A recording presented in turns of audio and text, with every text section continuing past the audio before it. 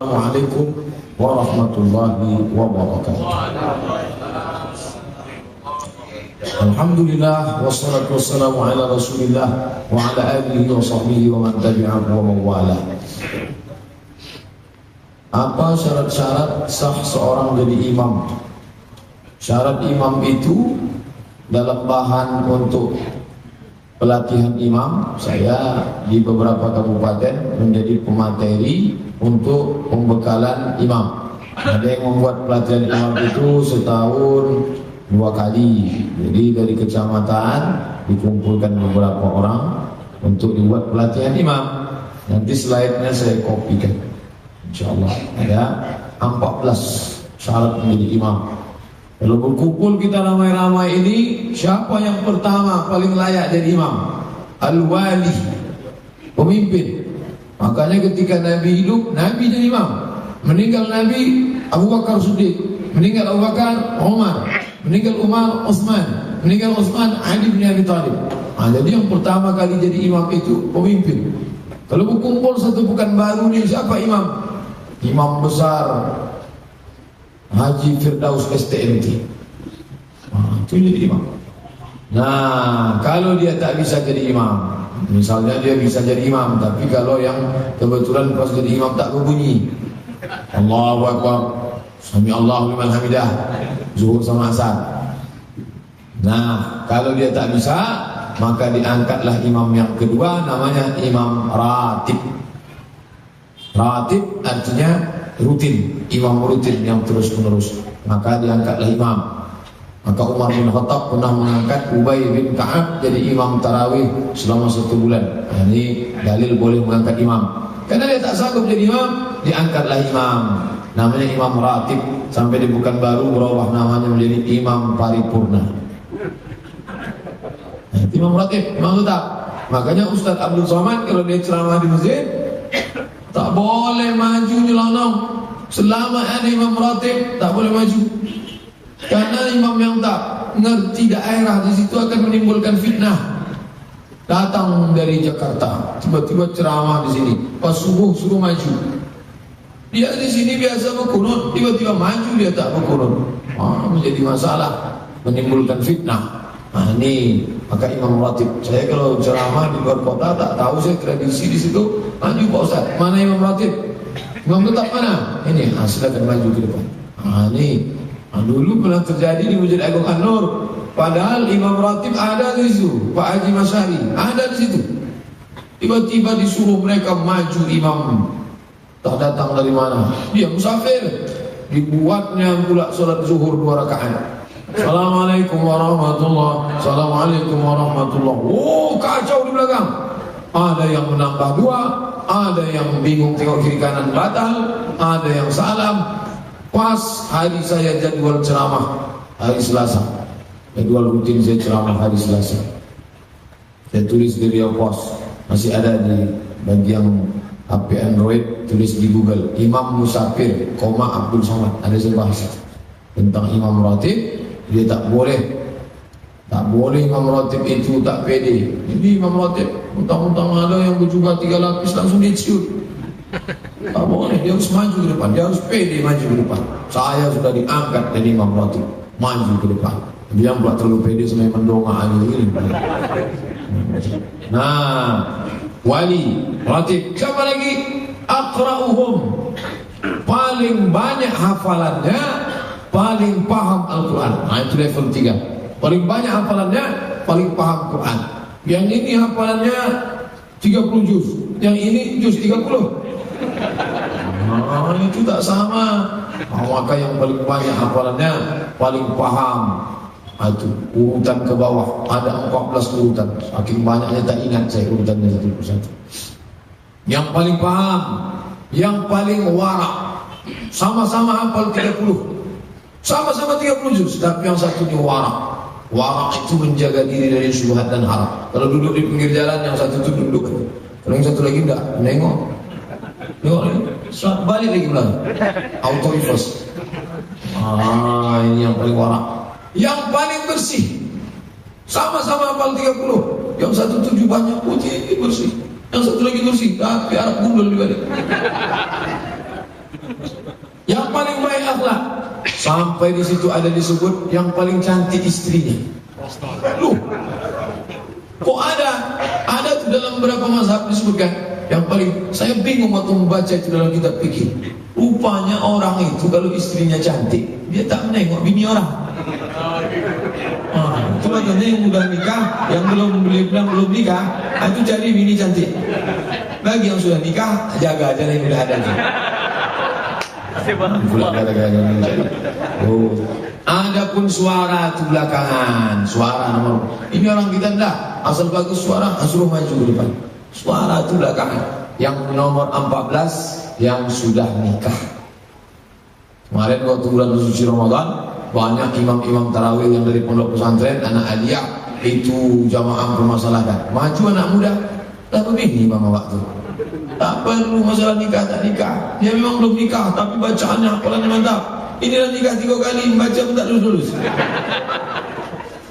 Jadi nikah itu nomor 14 yang dipermasalahkan. Inilah masalah susunan-susunan jadi imam. Maka dibuatlah fit and proper test. Kalau di Maroko, imam itu diangkat oleh Sultan Raja Muhammad VI. Dengan ini mengangkat imam 1 tahun CPNS 150 imam. Jumlah rakyat Maroko 30 juta. Ditempel di dinding tempat saya kuliah, Darul Hadis. Pengumuman dari Sultan tahun ini mengangkat 150 imam sekaligus khatib. Dibuat tes PNS.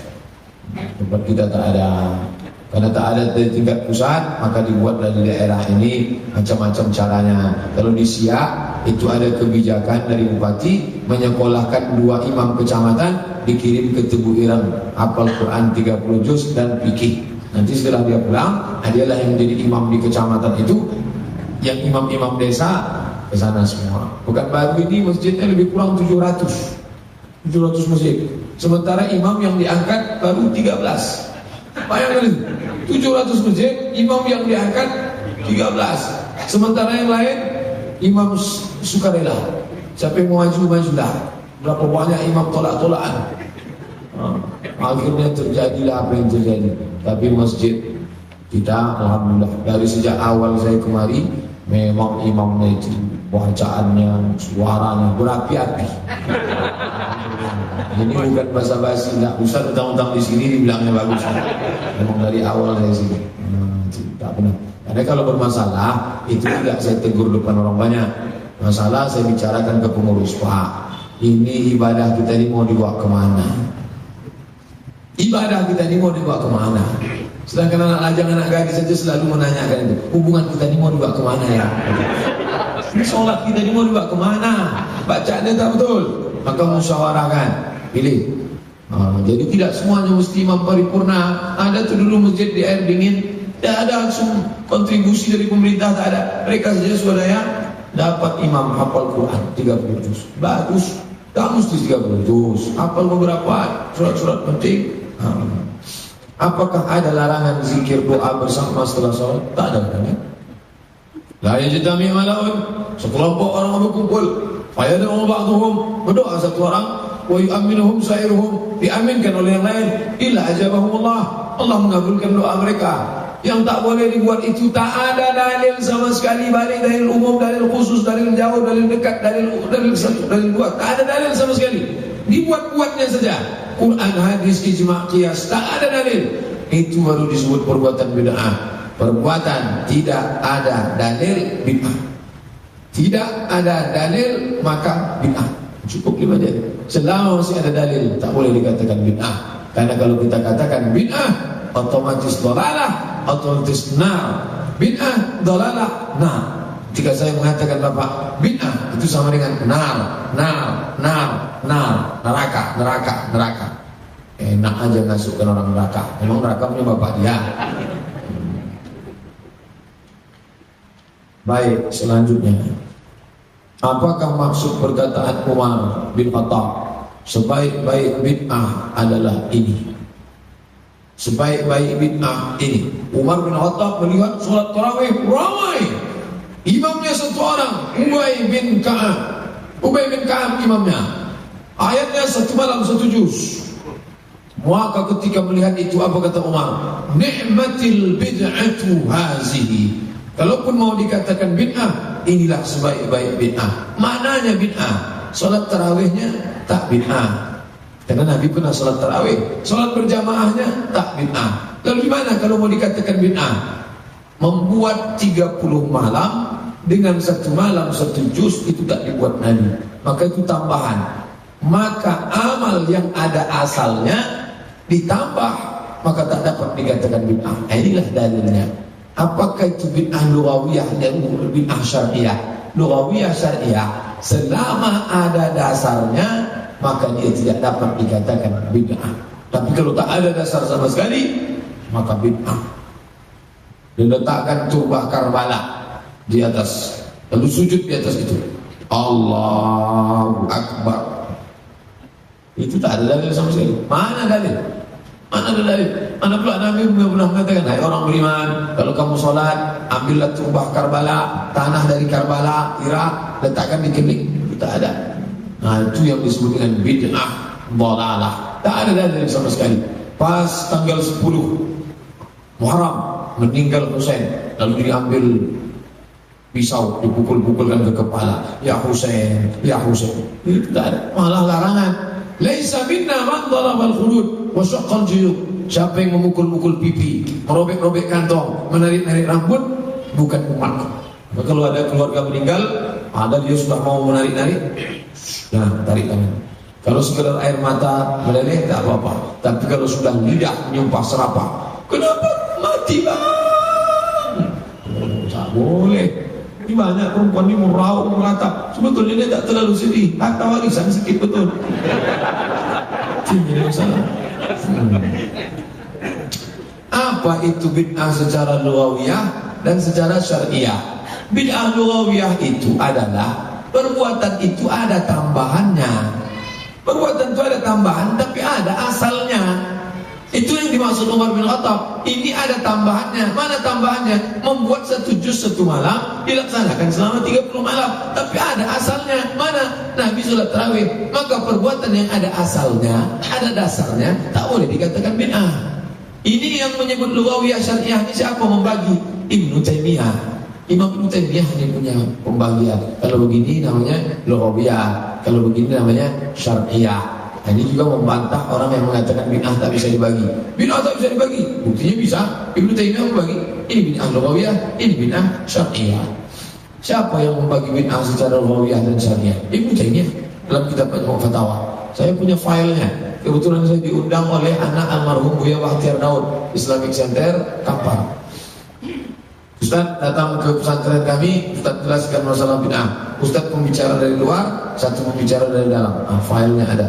Pembahasan bid'ah, bid'ah lughawiyah, bid'ah syariah, lengkap semua. Apakah Umar sendiri atau para ulama? Karena Umar tak pernah mengatakan ini bid'ah lughawiyah, ini bid'ah syariah. Dah. Umar hanya mengatakan ni'matil bid'atu hazihi. Datang ulama setelah dia membagi. Kalau ada dasar sumbernya, maka dia disebut dengan lughawiyah. Tapi kalau tak ada dasarnya sama sekali, maka disebut dia dengan syariah. Perbuatan yang ada dalilnya, maka tak dapat dikatakan bid'ah. Karena ada dasarnya di Nabi Sallallahu Alaihi Wasallam. Ustaz, saya ingin menanyakan apakah ada dalil hadis mengatakan bahwa istri Rasulullah tidak bertanya? Dan kenapa ada sebagian ustaz mengatakan bahwa cadar itu adalah budaya Arab? Mohon dijelaskan atas kelemahan ilmu saya ini. Apakah ada dalil hadis yang mengatakan bahwa istri Rasulullah tidak bertanya? Bercadar mungkin. Oh, jauh betul dari bertanya ke bercadar. Kalau ada orang mengatakan cadar itu tradisi budaya Arab, itu sama dia dengan menuduh bapak berjubah tradisi Arab. Kalau jubah itu tradisi Arab, maka sarung itu tradisi India, maka celana itu tradisi Eropa. Lalu gimana? Baliklah kita ke suku Sakai balik. Jadi Islam itu jangan tarikkan budaya, yang penting menutup aurat. Itu dia kuncinya. Jangan tarik budaya ini, menutup aurat. Nah, masalah cadar itu Apa nilai poin baik dari cadar? Cadar dalam Islam dianjurkan. Ulama menganjurkan cadar. Kenapa? Karena dengan memakai cadar, perempuan itu terjaga. Memakai cadar menjaga dirinya dari pelecehan seksual. Perempuan kalau terlalu cantik, cobalah yang punya istri cantik bawa ke rumah makan, semua menengok, tukang balayan nengok, tukang kasir nengok, sila-sila dia emosi, pergi dia ke mobil dibawanya kucing Inggris, sama dengan bisa. Jadi itu meringankan, menimbulkan fitnah. Saya suka mahasiswi-mahasiswi yang bercadar di lokal saya, ada beberapa mahasiswi cadar. Bagus. Dengan itu terjaga dia, terjaga mahasiswa yang lain, Ustadz pun terjaga juga. Penting, bagus. Nah, jadi kalau ada mahasiswi bercadar, itu saya mendukung. Istri bapak bercadar, bagus. Yang jadi masalah kalau dikatakannya cadar itu wajib, ini masalah. Mewajibkan cadar, itu tak ada dalil. Kenapa?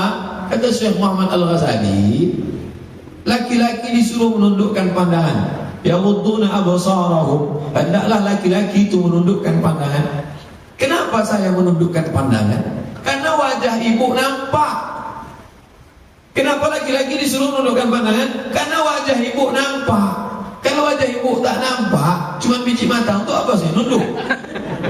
Itu kata Syekh Muhammad Al-Ghazali. Imam Malik bin Anas mengatakan, kalau ada laki-laki tak mahram, laki-laki di sini ada perempuan tak mahram, laki-laki dia boleh makan, dia boleh makan. Artinya apa?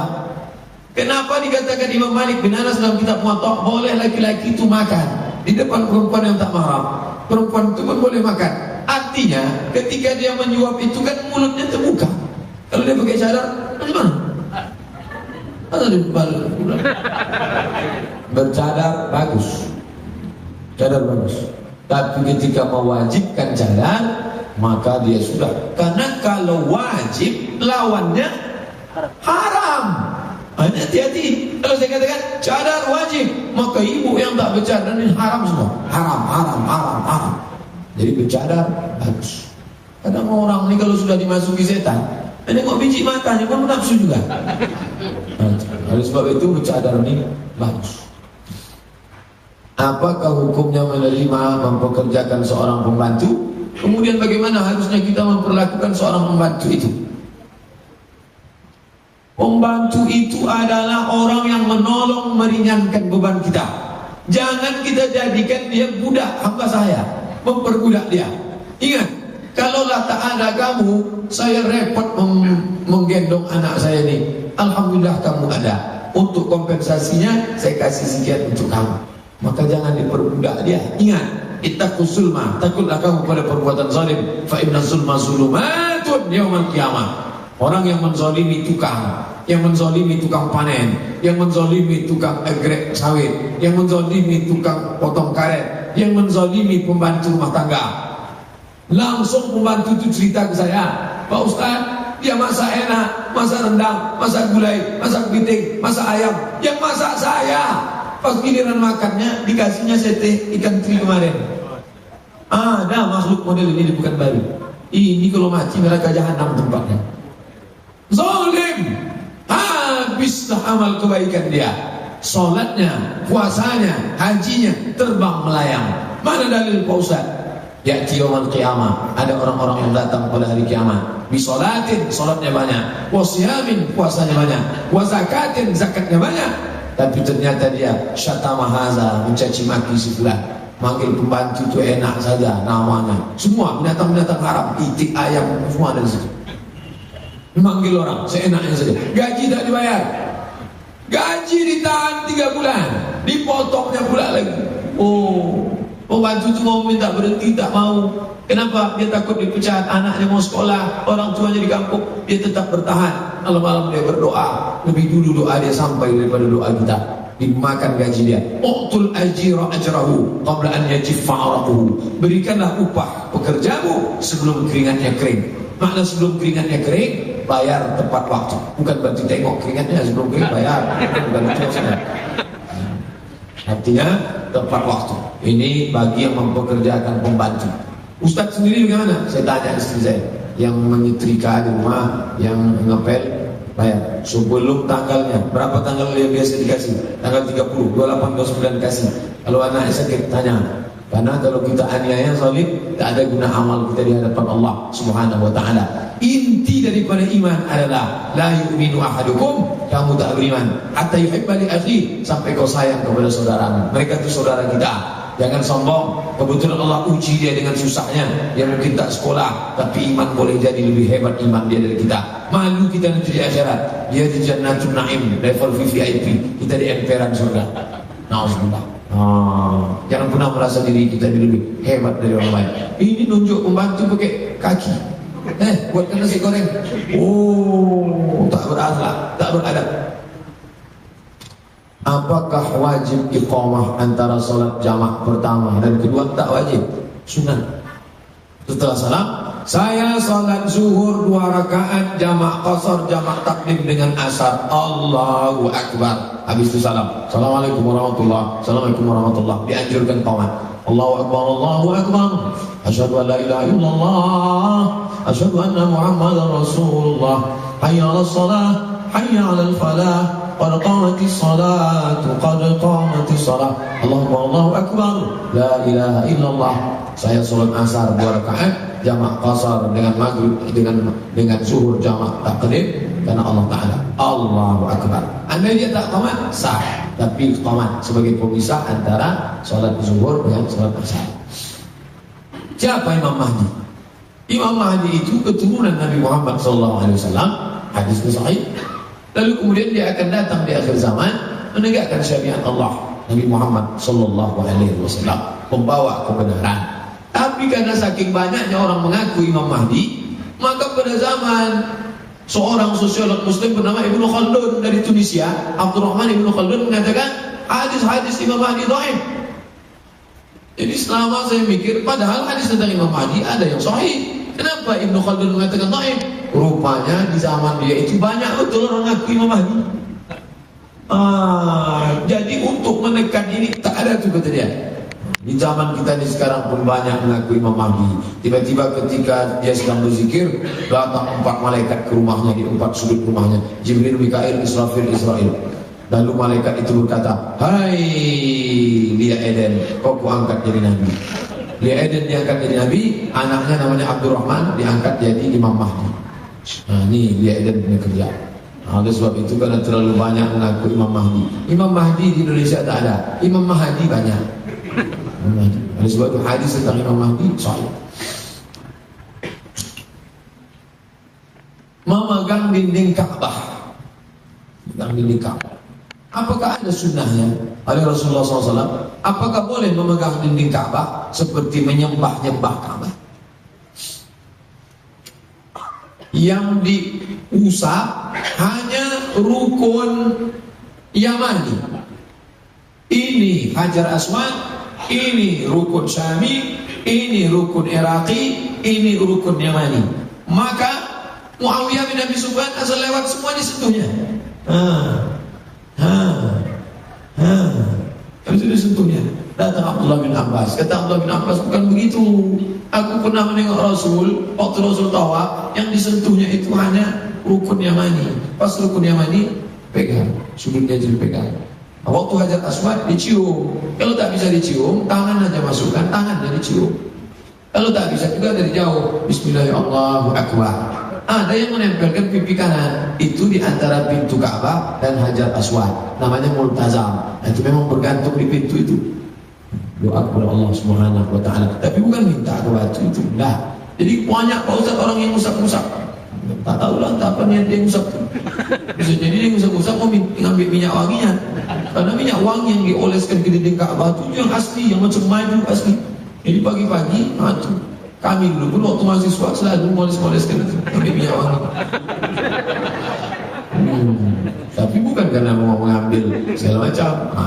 Jadi ada yang diusap, ada yang dicium. Apa kata Umar bin Khattab waktu mau mencium Hajar Aswad? Ya Hajar, hai batu, innaka la tanfa' wa la tadur. Engkau tak dapat mendatangkan manfaat, kau pun tak pula menolak mudarat. Laula Muhammadun qabbalaka ma qabbaltuka. Andai Muhammad bukan menciummu, aku pun tak mau mencium. Tengok Umar bin Khattab rasional. Aku menciummu karena Muhammad menciummu. Kalau bukan karena Muhammad menciummu, aku pun tak mau menciummu. Dia hanya batu biasa saja. Itu hanya penunjuk arah kiblat. Nah, jadi yang kalau beribadah tengok dalilnya, jangan tengok orang jahil. Banyak orang Indonesia sampai ke sana tengoknya orang cium, ciumnya pula. Tengoknya orang pegang, pegangnya pula.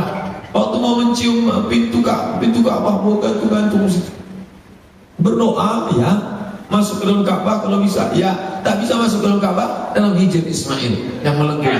Orang yang sholat di dalam Hijr Ismail sama macam orang sholat dalam Ka'bah.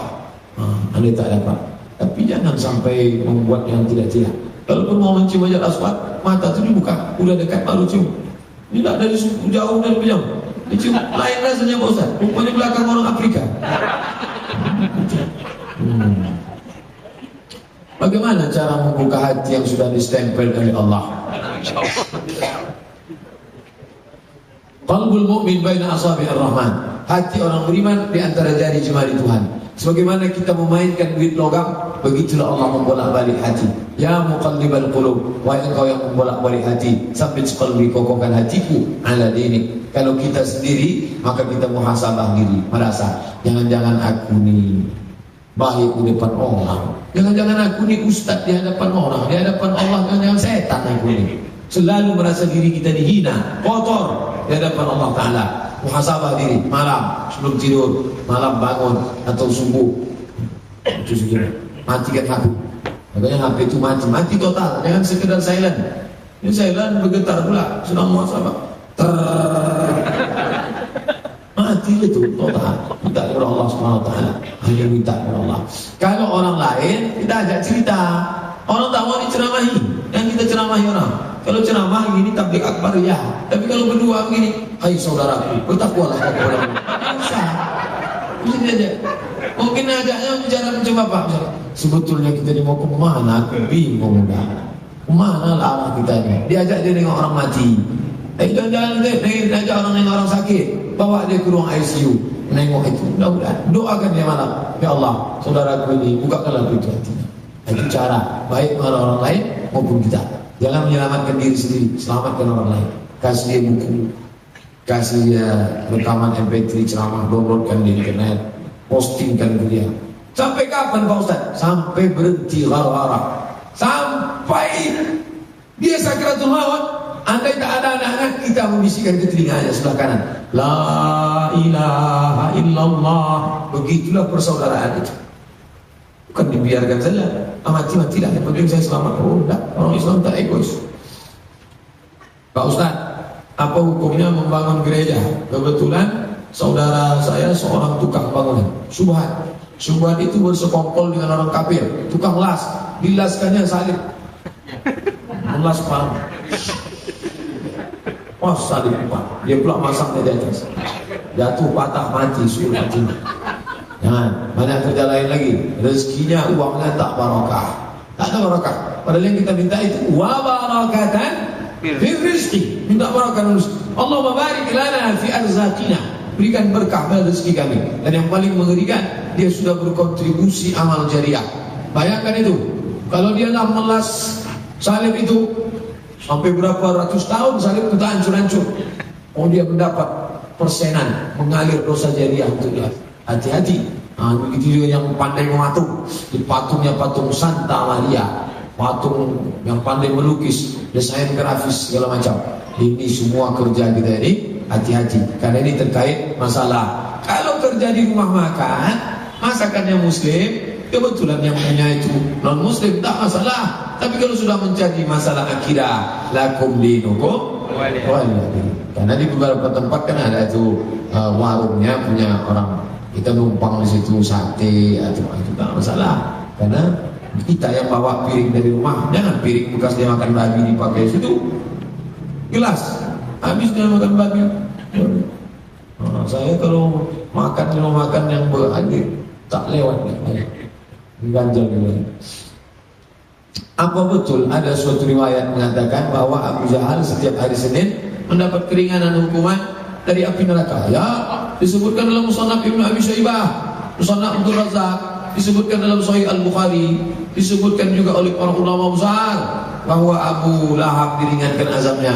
khuffifa alayya fi kulli itsnain, ringankan azabku setiap hari Senin, li'tati Suwaibah, karena aku memerdekakan Suwaibah. Disebutkan Ibnu Katsir, ulama besar Ibnu Katsir yang punya tafsir Al-Qur'anil Azim, tafsir Ibnu Katsir, dia menyebutkan kisah itu dalam kitab Al-Bidayah wan Nihayah. Nah, ini ahli hadis terpercaya. Al-Hafiz Al-Maqdisi bersyair dalam 6 bait syair. Apa kata dia? Iza kana hadza kafiran ja'a zammuhu tabbat syadahu fil jahimi mukhlida ata annahu fi kulli yawmin itsnaini abada mukhaffaf anhu al-'adzabu masruran bi ahmada fama dhannu bil 'abdi alladhi tula umrihi bi ahmada masruran wa mata muwahhida. 6 bait syair. Kalau si kafir yang jelas masuk neraka, kekal dalam api neraka selama-lamanya. Ada riwayat yang mengatakan bahwa setiap hari Senin diringankan azabnya karena senang menyambut kelahiran Muhammad. Bagaimana dengan orang yang senang menyambut kelahiran Muhammad dan mati dalam keadaan bertauhid? Setiap hari Senin azabnya diringankan. Kira-kira ringannya bagaimana Pak Ustaz? Apakah dari panas ke dingin? Tidak, otaknya tetap juga mendidih. Jadi sebetulnya dia tetap diazab. Bukan berarti Abu Lahab itu masuk surga di Senin. Tidak, azabnya tetap berat. Tapi mau menunjukkan begitulah hebatnya Nabi Muhammad sallallahu alaihi wasallam. Riwayatnya terpercaya. Apakah Rasul kita selalu mengerjakan salat duha? Ini yang membuat orang sebagian tak mau salat duha. Entah karena dia memang malas salat duha. Dia mensyaratkan mesti ada dibuat Nabi. Ini orang tak paham ilmu hadis. Hadis itu terbagi 3. Kalau disuruh Nabi namanya qauli, kalau dibuat Nabi namanya fi'li. Kalau Nabi tak suruh, Nabi tak buat, Nabi diam, namanya takriri. Jangan mesti Nabi buat apa tidak, Nabi buat apa tidak, Nabi buat apa tidak. Ini orang jahil di sunnah, tak paham sunnah. Contoh, salat sunat wudu, mana pernah Nabi buat? Nabi tak pernah buat, Nabi tak pernah suruh, tapi Nabi puji. Maka salat sunat wudu itu sunnah, namanya sunnah apa? Sunnah takririyah. Kalau Nabi suruh, qauli. Kalau Nabi buat, fi'li. Kalau Nabi membenarkan perbuatan sahabat, namanya takriri. Hadis-hadis tentang salat duha sahih. Ausani khalili, orang yang aku sayangi menasihatkan kepadaku, kata Abu Hurairah, supaya jangan sampai aku meninggalkan duha. Dan aku tak pernah meninggalkan duha. Jadi orang yang mensyaratkan, yang tak pernah disyaratkan ulama, ini saya bingung dari mana dia belajar ilmu hadis. Buka Tadribur Rawi Syarah Taqrib Nawawi, tidak mesti disyaratkan pernah dibuat Nabi, asal ada dalilnya. Apakah itu qauli, apakah itu fi'li, apakah itu takriri, maka dia sunnah. Hanya saja sunnahnya terbagi 3, sunnah qauliyah, sunnah fi'liyah, sunnah takririyah. Bapak ibu yang sudah melaksanakan duha rutin, jangan terkecoh dengan ini. Tak pernah dibuat Nabi, tak pernah dibuat Nabi. Oh, banyak sekali perbuatan tak dibuat Nabi.